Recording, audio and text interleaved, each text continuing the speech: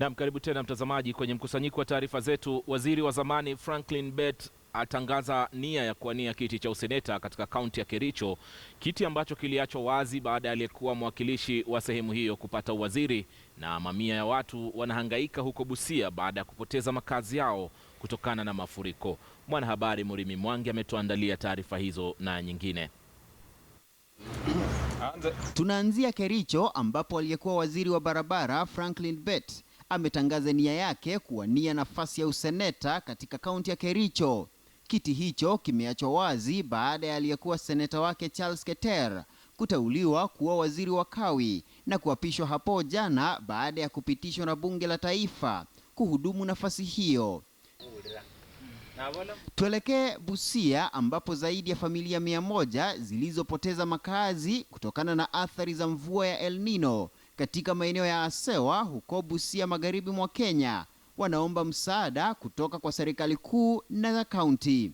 Waathiriwa hao wanasema kuwa ukosefu wa maji safi na vyakula ni mambo yanayostahili kushughulikiwa kwa dharura. Kwengineko, wafungwa katika gereza la wanawake la Lang'ata walipata wageni waliowapamba katika hali tofauti kutoka katika chuo cha mafunzo ya urembo cha Unity hapa Nairobi. Huu ni mwaka wa 8 mfululizo kwa taasisi hiyo kuchukua fursa hiyo na kuwapa Krismasi wafungwa hao katika harakati za kuwafanya wajihisi kama watu wa kawaida katika jamii. Mkurugenzi wa chuo hicho Paul Kanyi amewataka Wakenya wengine kuwapa upendo wafungwa katika njia mbalimbali wasihisi wametengwa na jamii. Niseme ni asante sana kwa prison service in this country.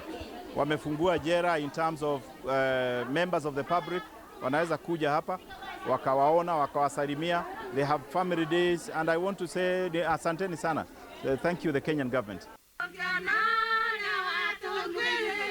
Tukiwa bado katika suala hili la Krismasi, kundi moja la wahisani wema kutoka eneo la Kandara, kaunti ya Murang'a, limejitokeza kutoa msaada wa vyakula, mavazi na hata kupambana na wadudu wa fuza katika mbinu ya kuwasaidia wote wasiojiweza kuisherehekea Krismasi kama wengine wote ulimwenguni. Na hatimaye shirika la kutetea haki za binadamu la Muhuri limezindua ripoti inayoangazia matatizo ya vijana kuhusiana na misingi ya itikadi kali.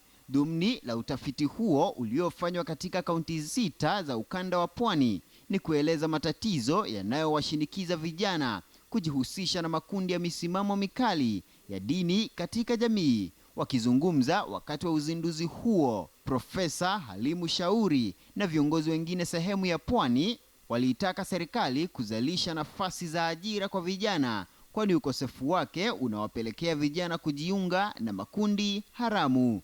Murimi Mwangi, KTN Leo Wikendi, Nairobi.